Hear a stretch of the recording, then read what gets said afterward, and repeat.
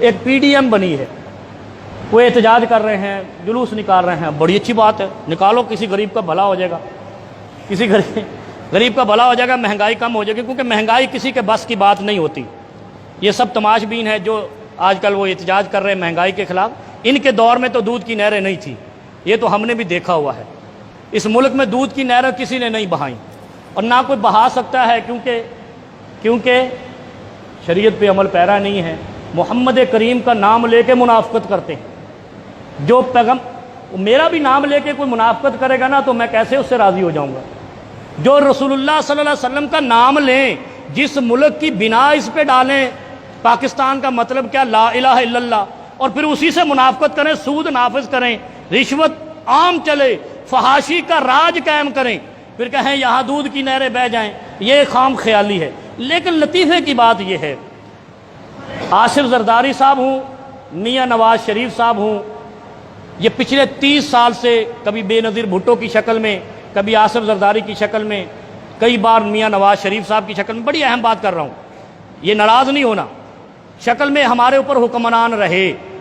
ان ادوار کے اندر مولانا فضل الرحمان بھی رہے، پروفیسر ساجد میر بھی رہے، قاضی حسین احمد بھی رہے۔ ذرا غور کر کے جانا، کیونکہ میں یہاں سے جو اسلامی رہنمائی کرنے کا پابند ہوں، یہ تینوں ہمارے لیڈر مذہب کے نمائندے رہے، قاضی حسین احمد مرحوم، مولانا فضل الرحمان صاحب اور پروفیسر ساجد میر صاحب۔ لیکن لطیفے کی بات یہ ہے، جب بھی انہوں نے نفاذ اسلام کی تحریک چلائی، ان پر لاٹھی چارج ہوا، آنسو گیس ہوئی، قاضی حسین احمد پر لاٹھی چارج ہوا، جیل میں ڈالے گئے، آپ کو بھی پتا، زخمی ہوئے، بڑے بڑے سرکردہ مذہبی رہنما قتل ہوئے۔ نفاذ اسلام کی تحریک کیوں چلائی؟ پھر میاں صاحب کا دور آیا، اس نے کہا قادیانی ہمارا سرمایہ ہیں، ہمارے بھائی ہیں، جوتے پڑے جامعہ نعیمیہ کے اندر، مسلمانوں کو دل شکستہ ہوئے کہ جس کو ہم مسلم لیگ کہتے تھے وہ تو کافروں سے بھی بدتر نکلی۔ یہ سوچے ذرا آپ۔ پھر انہوں نے مسلمانوں پر، یعنی یہاں کے مذہبی لیڈروں پر، علامہ احسان الہی ظہیر شہید کو میاں نواز شریف کی قیادت میں قتل کیا گیا، ان کے ساتھیوں کو قتل کیا گیا۔ فیض آباد سے اسلام کی تحریک کو، کسی بھی نفاذ اسلام کے پیغام کو راول پنڈی کے فیض آباد سے آگے گزرنے نہیں دیا گیا۔ بابا خادم رضوی بھی فیض آباد پہ روکا گیا، آگے نہیں جانے دیا گیا۔ اسلام کو روکنے والے میاں نواز شریف تھے، بے نظیر بھٹو تھی، آصف علی زرداری تھے، لیکن قرآن کہتا ہے تلک الایام نداولھا بین الناس، اللہ کیسے دنوں کو پھیرتا ہے۔ عمران خان صاحب نے ان سیکولر لبرل لوگوں کی حالت یہ کی ہے کہ یہ سارے مل کے اب مولویوں کی کشتی پہ سوار ہو گئے۔ یہ ہے لطیفے والی بات۔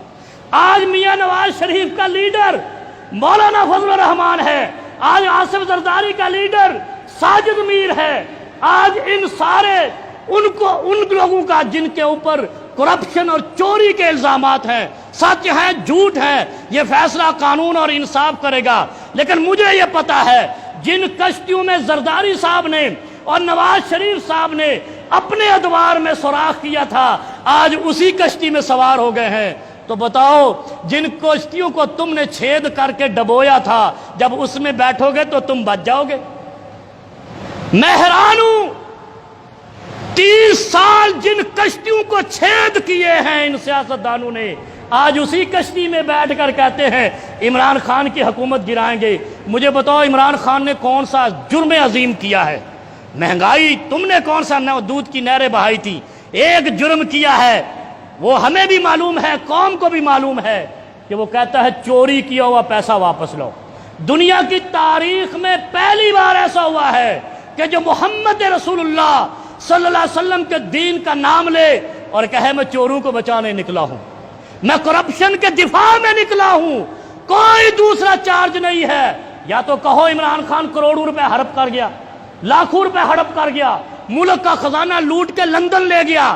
جب نہیں ہے تو سمجھ جاؤ کہ یہ علماء دین کے نمائندے نہیں ہے، مذہب کے نمائندے نہیں ہے، انہوں نے سیاست چمکانی ہے۔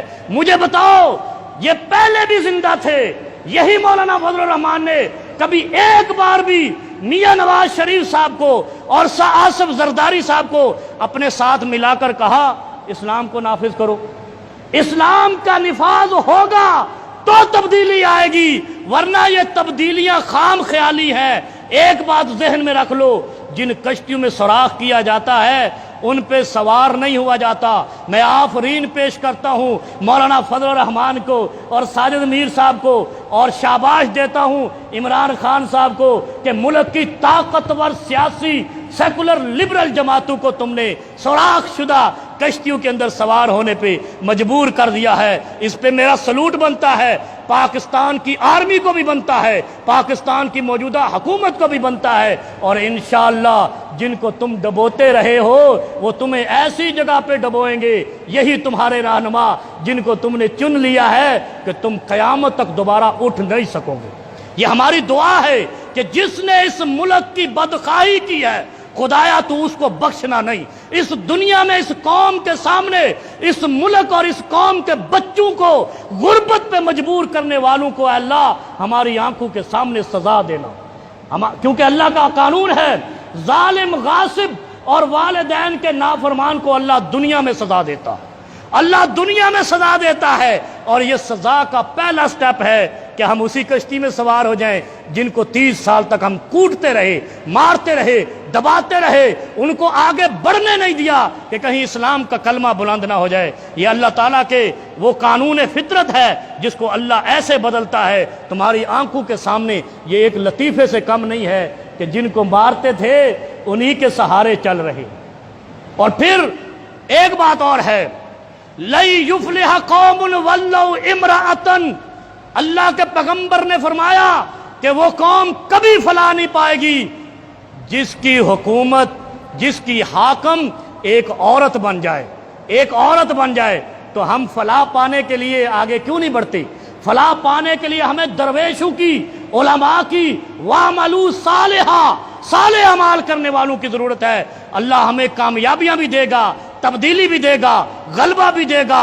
اور دنیا کے اندر جتنی بہترین آرمی ہمارے پاس ہے ہم انشاءاللہ غالب